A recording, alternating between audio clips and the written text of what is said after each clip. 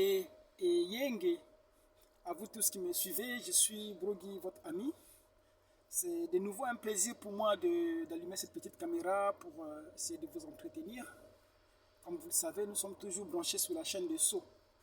Je vais lire une petite écriture concernant le Seigneur et c'est pour introduire un petit sujet que j'aimerais partager avec vous. Nous allons parler sur les conséquences de l'ouverture des Sceaux. C'est des choses que nous avons abordées il y a de cela beaucoup de temps et nous aimons revenir sur les mêmes choses pour essayer d'actualiser. Parce que vous savez qu'au fur et à mesure, il y a des gens qui s'intéressent à ce que nous disons. Voilà, nous avions, comme vous le savez, nous faisons l'apologie de l'ouverture des Sceaux parce que nous croyons que c'était la chose la plus importante qui devrait arriver. La nature elle-même aussi était dans l'expectative et attendait que les sceaux soient révélés parce que les sceaux allaient révéler les fils de Dieu. Et les fils de Dieu, ce sont eux qui sont héritiers de ce monde. Voilà, ceci étant dit, nous allons rapidement lire ce passage de l'Écriture pour introduire notre sujet. Donc nous lisons dans Matthieu le chapitre 4, nous sommes au verset 8. Vous qui avez des téléphones, de l'application l'évangile.com, je pense que vous aurez ça dans Matthieu 4, verset 8. Le diable l'emmena encore sur une très haute montagne et lui montre tous les royaumes du monde et leur gloire. Il lui dit, tout cela je te donnerai si tombant à mes pieds, tu te prosternes devant moi. Je reprends la lecture. Le diable l'emmène encore sur une très haute montagne et lui montre tous les royaumes du monde et leur gloire. Il lui dit, tout cela je te le donnerai si tombant à mes pieds, tu te prosternes devant moi. Vous voyez, ici, c'est une écriture qui n'est pas habituelle. Nous l'avions utilisée dernièrement pour parler de la tentation de Jésus. Utilisé pour parler de la tentation de Jésus. Le diable, lorsqu'il amène Jésus sur la haute montagne, il lui montre le royaume de la terre. Il lui dit, si tu m'adores, il dit, je te donne tous ces royaumes. Et Jésus a répondu au diable. Comme vous le savez, concernant la tentation de Jésus, Jésus s'est défendu en utilisant la parole. Pourquoi? Parce que Satan aussi ne vient pas vous tenter en dehors de la parole. Vous savez, lorsqu'on parle de Satan, les gens ont des idées. Les gens pensent que Satan, c'est un grand assassin habillé en noir avec un masque qui sort pour poignarder les gens dans la rue. Ça, c'est l'idée traditionnelle que nous avons de Satan. Et nous savons que Satan, s'il faut s'en tenir même aux Écritures, nous savons que Satan fut l'ange de lumière. Vous voyez, Satan, c'était un ange de lumière. C'était la sommation des anges. Il était au-dessus des anges. Vous voyez, il n'y a pas de différence entre Satan et Christ. Parce que Satan est appelé l'ange de lumière, ainsi et Christ aussi l'est. Satan était entouré de pierres précieuses. Et au sujet de Christ, nous voyons que Christ aussi était la pierre de jaspe et de sardoine, qui sont les pierres précieuses. Donc il n'y a pas une grande différence entre Satan et Christ. Mais ce jour-là, voyez-vous, que lorsque Satan se présenta devant Christ, utilisant la parole, il avait fallu que, effectivement, que Christ aussi utilise la même parole pour contrer Satan. C'est pourquoi nous avons dit dernièrement que le combat entre Dieu et Satan, c'est un combat des Écritures. C'est un combat qui consiste à dire qu'il est écrit, mais il est aussi écrit. Vous voyez, lorsque nous combattons avec les gens, l'armée de Satan qui sont les pentecôtistes, les catholiques et toutes les dénominations, voyez-vous, ces dénominations-là nous attaquent en utilisant la parole. Il est écrit ici, il est écrit là, voyez, nous-mêmes pour assurer notre défense, nous utilisons la même parole pour dire il est aussi écrit. C'est pourquoi l'épouse ne cite pas seulement la parole, mais l'épouse est dans le mystère de il est aussi écrit. C'est ça qui fait que nous puissions vaincre Satan. Nous ne vainquons pas Satan en fonction de ce qui a été écrit, mais nous nous basons sur ce qui est aussi écrit. C'est ça qui nous donne la suprématie par rapport à Satan.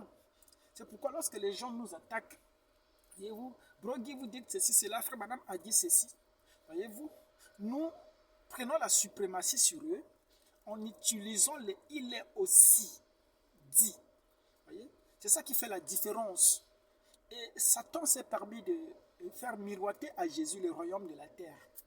Or, Jésus savait que lui était le fils de David. Parce qu'il était venu avec 3 noms de fils, comme vous savez. Il devait être le fils de Dieu.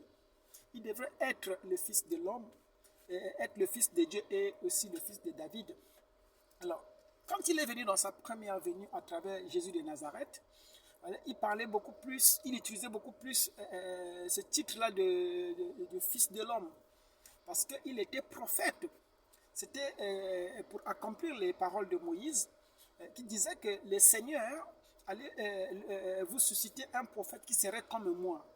Donc le Messie qui venait devrait être un prophète. C'est pourquoi lui utilisait beaucoup ce titre-là. Il dit « moi le fils de l'homme », qui veut dire le prophète. Vous voyez, il était venu avec ce nom-là de fils de l'homme. Et c'est ça qui a caractérisé l'année messianique. Nous avons vu tout cela lorsque nous avons abordé la 70e semaine de Daniel. Comment lui, le Messie, devrait utiliser la dernière semaine pour introduire le ministère messianique ou pour venir ouvrir l'année des grâces, mais aussi l'année des vengeances dans l'autre moitié de la 7e semaine. Vous voyez? Et il utilisait le titre ou de fils de l'homme parce qu'il était prophète. Vous voyez? Sachant qu'au cours des âges de l'Église, il devrait utiliser le titre de fils de Dieu. Il est fils de Dieu à travers les âges. Lorsqu'il marche sur les chandeliers, voyez-vous, c'est là le fils de Dieu. Sachant que, effectivement, lorsqu'il viendra au temps de la fin, comme le Rédempteur, il sera le fils de David. Parce que la promesse avait été donnée à David au sujet du Messie, que le Messie devrait être fils de David. Pourquoi lorsqu'il est venu dans sa première venue, comme nous l'avions dit la dernière fois, les gens étaient dans la confusion. Parce qu'ils ne savaient pas, effectivement, identifier, ils ne savaient pas faire la différence. Ils ne savaient pas classer le ministère de Jésus par rapport à la 70e semaine de Daniel. À tous avaient pensé que Jésus devrait chasser les Romains qui les gouvernaient, que c'est Jésus qui devait accéder au pouvoir, devenir le roi d'Israël et effectivement ramener la paix en Israël. Et au fur et à mesure qu'il suivait Jésus, Jésus faisait des miracles, Jésus guérissait les gens et cela suscitait plus d'espoir dans ces gens-là. Jusqu'à ce que Jésus avait fait un revirement. Jésus commençait à parler en ce sens-là que le royaume, son royaume n'est pas de ce monde, que le royaume des cieux ne consiste pas dans ce que nous voyons, dans le visible, que le royaume de Dieu est spirituel. Il disait que mon royaume n'est pas de ce monde. Voyez? Et Jésus commençait à beaucoup parler de sa mort et de sa résurrection. Et cela avait vraiment touché l'espoir de ce peuple-là. Il commençait à déclarer des choses du genre, celui qui ne mange mon corps, ne boit mon sang, n'a pas la vie éternelle. Cela a découragé les Juifs. Voyez? Et même les esprits méchants qui connaissaient les Écritures, les prophéties au sujet du Messie. Voyez, ils avaient un doute. Voilà pourquoi ce jour-là, lorsqu'il a chassé les esprits impurs, ces esprits-là ont posé la question, est-ce que c'est le moment? Oui, mais de quel moment parlait-il? Il parlait du temps où le royaume devrait être restauré, où il devrait prendre le règne, où il devrait soumettre chaque chose à ses pieds, où il devrait régner. Voyez? Donc c'était un règne qui devrait arriver. Et nous avons dit que ce règne-là étaient cachés dans les seaux. Les gens souvent se posent la question, pourquoi tant d'accent accordé aux seaux? Pourquoi vous ne jurez que par les seaux maintenant? Nous jurons par les seaux aujourd'hui, ou nous faisons l'apologie des seaux, si vous voulez. C'est parce que nous croyons que les seaux, c'est la chose essentielle que nous avons attendue depuis que l'humanité existe. Depuis que l'homme est tombé dans la nuit des temps, il a fallu attendre ce moment-ci pour que la nature elle-même puisse trouver consolation. C'est pourquoi nous avons proclamé la fin des églises. Nous avons mis fin à l'ordre des églises. Aujourd'hui, tout ce qui concerne l'église, il n'y a plus de vie dedans. Même la vie chrétienne que pratiquaient les apôtres, aujourd'hui ne porte plus de fruits. Voilà pourquoi dans les églises, on livre les gens au diable. Voyez-vous? Mais ces personnes qu'on livre au diable prospèrent plus que, voyez-vous, ceux qui sont restés dans l'église. Pourquoi? Parce que les livraisons sont devenues sans effet aujourd'hui. À cause du fait que, voyez-vous, les temps ont changé. À cause du fait que les portes de la grâce sont fermées. Et nous avons longtemps expliqué le mystère des âges, que lorsque nous arrivons à l'ouverture des sceaux et que les portes de la grâce sont fermées, nous avons lu des citations de Branham qui disaient que les prédicateurs allaient continuer à évangéliser. Le monde va continuer à exister comme il existe. Les gens continueront à amener les gens à venir au salut. Ils continueront à baptiser. Ils feront des miracles, mais ils ne sauront pas qu'ils sont dépourvus de miséricorde. Les gens veulent voir la fin, veulent voir, constater que telle chose ne fonctionne plus correctement. Ils veulent qu'un ange apparaisse dans les cieux avec un sifflet pour dire que maintenant c'est la fin des églises. Maintenant c'est la fin de la grâce. Maintenant le sang ne purifie plus. Voyez, les gens veulent des choses spectaculaires. Mais pour nous, l'épouse, nous comprenons par la parole qui a été révélée que les choses qui concernent l'Église arrivent à la fin. Et que William Marion Branham, c'était ça la dernière aspersion de sang qui restait. Qu'une fois retiré de la terre, les portes de la grâce allaient être fermées. C'est pourquoi, quand il était sur la terre, aussi longtemps qu'il était sur la terre, c'était Christ qui faisait l'intersection. C'est lui, Christ, dans l'œuvre de sa médiation. Parce qu'il y avait un seul médiateur entre l'homme et Dieu. C'était Jésus-Christ, la personne. Et cette personne s'est manifestée à travers les 7 messagers qui devraient faire l'aspersion du sang à travers les âges de l'Église. Et Branham était le dernier messager qui symbolisait la grâce. Voilà pourquoi il urgeait les gens. Il disait qu'un jour, les portes de la grâce, un jour, le dernier à entrer dans la grâce, dans la maison, va entrer et la porte va être fermée. Or, nous savons que lorsque le dernier élu rentre, la porte est fermée. Voyez-vous, lorsque Branham quitte la scène, la porte est fermée. Pour les nations, celui qui se souille, et celui qui se sanctifie, Lorsqu'on arrive à là, voyez-vous que ceux qui n'ont pas reçu de l'huile dans leur lampe, la Vierge folle, ce n'est qu'elle qui continue à aller chercher l'huile.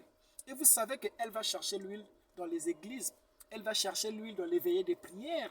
Voyez-vous, c'est pourquoi nous la voyons, voyez-vous, en train d'aller faire des campagnes de réveil, en train de faire des campagnes de guérison, en train de faire toutes ces choses. Pourquoi? Parce qu'elle n'a pas compris que le pou était venu et que le pou était rentré avec la Vierge sage. Voyez-vous? Et que les portes de la grâce étaient fermées et que tout ce qui n'était pas entré était dans l'obscurité, était dans les ténèbres du dehors. Voyez? Ils étaient dans les grincements des dents, qui sont les jeûnes et les prières, les tortures.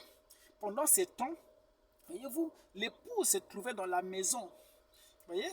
Et lorsque Christ vient dans cette configuration, nous avons montré que Christ vient, il va s'adresser à son peuple Israël.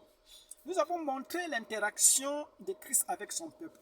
Nous avons dit que lorsque Christ vient dans l'Apocalypse 19, c'est là où nous repartons dans le mystère de la transfiguration. Parce que la transfiguration était une préfiguration de la venue, voyez-vous, de Christ, lorsqu'il vient pour aller vers son peuple. C'est là où s'accomplit l'écriture de Daniel, de Zacharie. Il dit qu'en ce jour-là, il leur montrera les blessures qu'il avait dans ses mains, et ils poseront la question, mais d'où avais-tu reçu? Vous voyez, il dira que ces blessures, je les ai reçues dans la maison de mes frères. C'est là où il se lamentera sur lui. Ils feront le deuil comme celui qu'on porte sur un fils unique. Vous voyez, dans cette configuration de la transfiguration, nous avons montré dernièrement que lorsque Jésus apparaît là sur la montagne, il y avait Moïse avec lui, il y avait aussi Élie avec lui qui interagissaient. Vous voyez, et en même temps, il y avait aussi des témoins qui étaient les 144 000. C'était Joseph rencontrant ses frères. Vous voyez, et dans cette configuration, vous voyez que Pierre avait eu une mauvaise inspiration. Il avait voulu bâtir des temples, des tentes pour Élie, une tente pour Moïse, une autre tente pour Jésus. Nous avons montré le mystère des tentes pour dire que Pierre pensait que Élie allait être dans un corps, Moïse aussi dans un corps, Christ dans un corps, faisant trois personnes distinctes. Or, cela n'est pas la façon de Dieu d'agir. C'est pourquoi lorsque Dieu vient pour confirmer, il dit à travers cette femme qui avait reçu l'inspiration, il dit l'esprit de Christ, de Moïse et d'Élie est en œuvre dans ce tabernacle. Frère Branham interprète cela, il dit cela s'est accompli de façon parfaite. Donc lorsque nous rentrons dans la configuration d'Israël, nous voyons Élie, nous voyons Moïse et Christ. Voyez, ce sont ces trois-là qui interagissent avec les 144 000, sachant que Élie et Moïse continuent à interagir à travers Christ. Pourquoi? Parce que lorsque la nuée les a couverts sous la montagne, la voix a dit celui-ci. Il n'a pas dit ceux-ci, voyez-vous. Il a dit juste celui-ci est mon fils bien-aimé, écoutez-le. Donc, dans le écoutez-le du temps de la fin, il y a l'esprit d'Élie, l'esprit de Moïse qui agissent, voyez-vous, dans un même tabernacle. C'est pourquoi les Juifs sont appelés par les trompettes. Nous avons montré la différence entre les trompettes et les sceaux. Nous avons dit que la tribulation qui frappe Israël sous le plan littéral, c'est la même qui frappe l'Église sous le plan ecclésiastique. Donc nous avons montré que lorsque nous sommes dans la configuration d'Israël, nous parlons des choses littérales. Voyez, c'est pourquoi ce jour-là, lorsque Branham a voulu prêcher sous les trompettes, Dieu lui a dit non, Branham, ne prêche pas sous les trompettes, parce que tu as déjà prêché sur ça de façon surnaturelle. Pourquoi? Parce que tout ce qui concerne les trompettes, pour l'épouse, c'est de façon surnaturelle. Nous avons montré que Branham, qui était Israël en esprit, l'épouse, voyez-vous, était dans l'application spirituelle. Alors que, voyez-vous, on parle de la circoncision par exemple, Branham aussi prêche la circoncision. Mais il ne prêche pas la circoncision littérale. Il prêche la circoncision de façon surnaturelle qui est le baptême du Saint-Esprit. Voyez-vous que pour l'épouse, tout ce qui concerne Israël, tout ce qui concerne les trompettes, sont présentés sous forme du surnaturel. Voyez-vous, sont des réalités surnaturelles pour l'épouse. C'est la différence que nous avons essayé de marquer entre les 144 000 et Israël. Frère dit que si, plutôt, et l'épouse, Frère dit que si les gens des nations sont entrés par cette grande révélation, reconnaître le jour de la visitation, c'est-à-dire Dieu dans la chair humaine, il dit qu'il en sera de même pour Israël. Il dit qu'Israël recevra cette révélation et c'est Élie et Moïse qui apporteront la révélation à Israël. Nous avons montré pourquoi l'esprit d'Élie, pourquoi l'esprit de Moïse. Nous avons dit que Moïse est le grand législateur du peuple d'Israël et Élie représente l'esprit des prophètes, l'esprit de comment on appelle, Élie représente cet esprit de la restauration, voyez-vous. Donc ces deux-là jouent un rôle capital pour relever. Ce sont les deux témoins, les deux piliers qui préparent Israël. Parce que Israël, c'est un peuple qui est spirituel.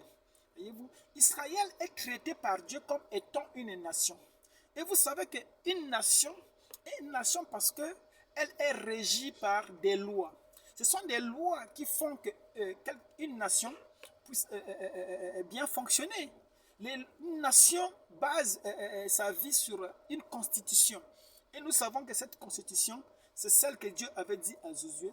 Médite la loi de Moïse, ne t'écarte ni à gauche ni à droite, pour que tu puisses avoir le succès dans tout ce que tu vas entreprendre.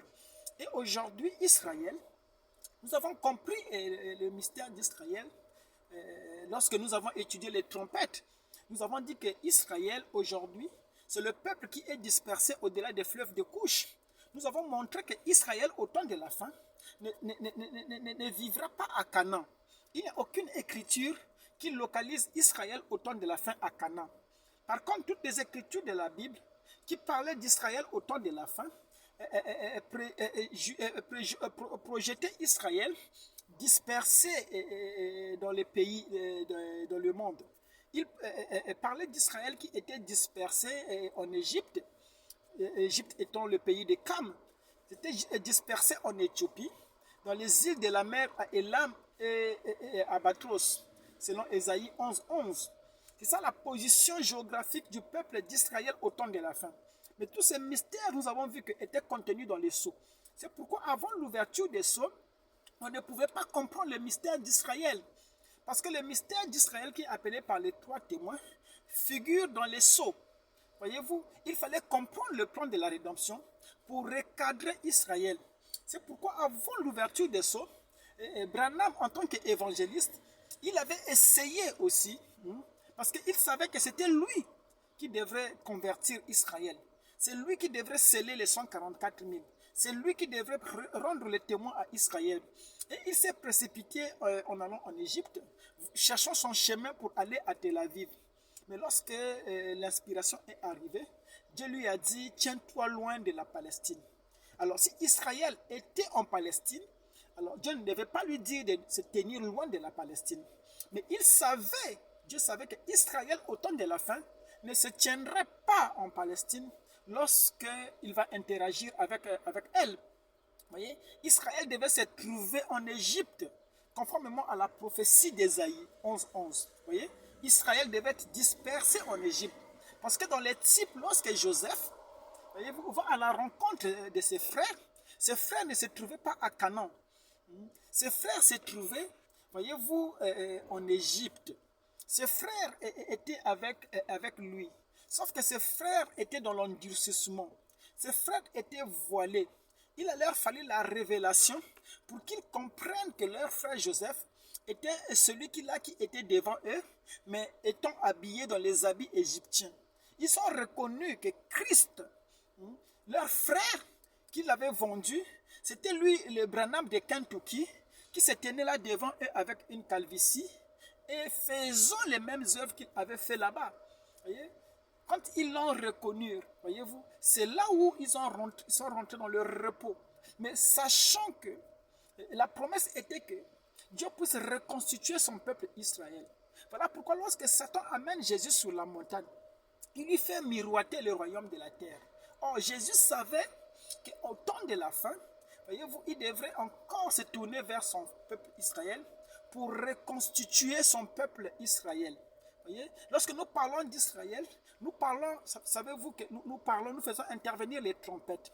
Et nous avons fait le distinguo pour montrer que lorsque nous parlons des trompettes, nous parlons des choses qui sont littérales.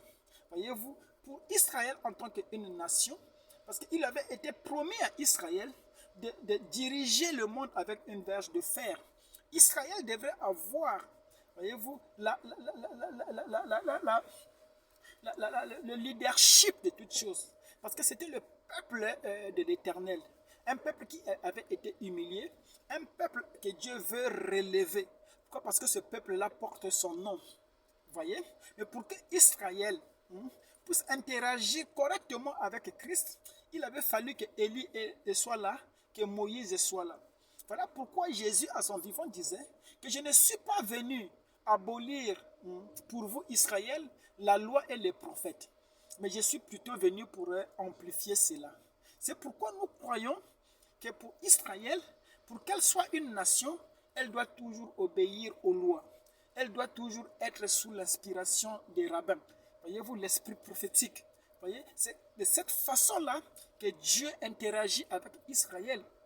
Israël ne doit pas s'écarter, sinon Israël n'aura pas de secret. Nous avons lié l'épouse avec les 144 000. Parce que lorsque nous parlons de toutes ces choses-là, nous voyons le côté spirituel, voyez-vous. Nous classons les choses de façon spirituelle, parce que nous sommes l'épouse.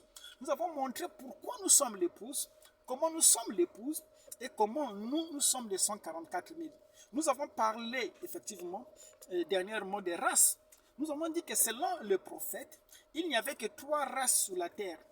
Il y avait les Samaritains, il y avait les Juifs et il y avait les gentils.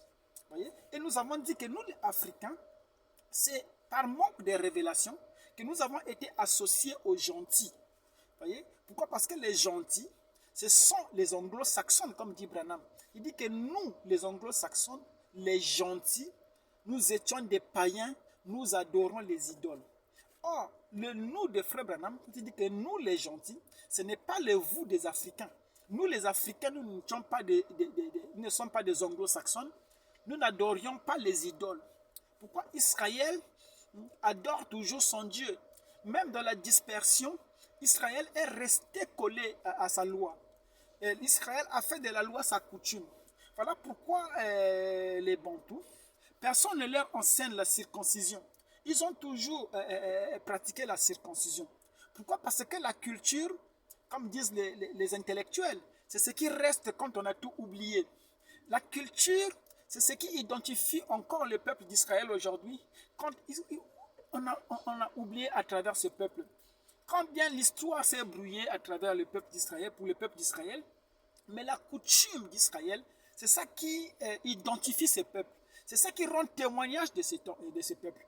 Nous voyons que la vie des Israélites de la Bible se reflète naturellement sur des peuples qu'on appelle des Bantous, qui pratiquent tout ce que nous lisons dans la Bible. Ce peuple-là a pratiqué la polygamie, qui était la vie des enfants d'Israël. Pourquoi? Parce que les Israélites croyaient en la polygamie. Tous les grands noms de la Bible étaient des polygames. Et cette vie, nous ne voyons pas cela dans les gentils. Les gentils n'ont jamais vécu de cette façon. Les gentils font l'apologie de la monogamie. Et nous savons que la monogamie n'est pas scripturelle. Voyez? Pourquoi? Parce que Christ aussi, dans les ombres, Christ devrait avoir plusieurs épouses. C'est pourquoi on parle de 10 vierges. Voyez? C'était un type de la vie des Bantous. Voyez? Donc, lorsque nous rentrons dans la configuration au temps de la fin, nous rentrons dans la civilisation d'Israël. Parce que lorsque les portes des nations sont fermées, Dieu ne traite plus avec les nations. Nous avons montré que du côté des nations, il n'y a que des coupes et des fléaux qui tombent. Du côté des nations, c'est la guerre. Nous avons vu qu'ils sont dans le 6e sceau. Pourquoi? Parce que lorsque le 6e sceau fut ouvert, on a vu la terre qui est en train de tituber comme un homme ivre allant à la perdition.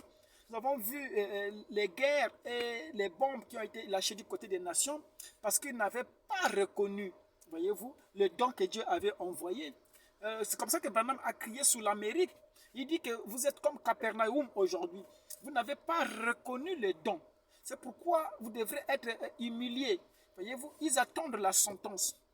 Parce que Dieu avait dit que je me vengerai. Voyez, aujourd'hui, le peuple qui est à l'actualité, c'est le peuple noir.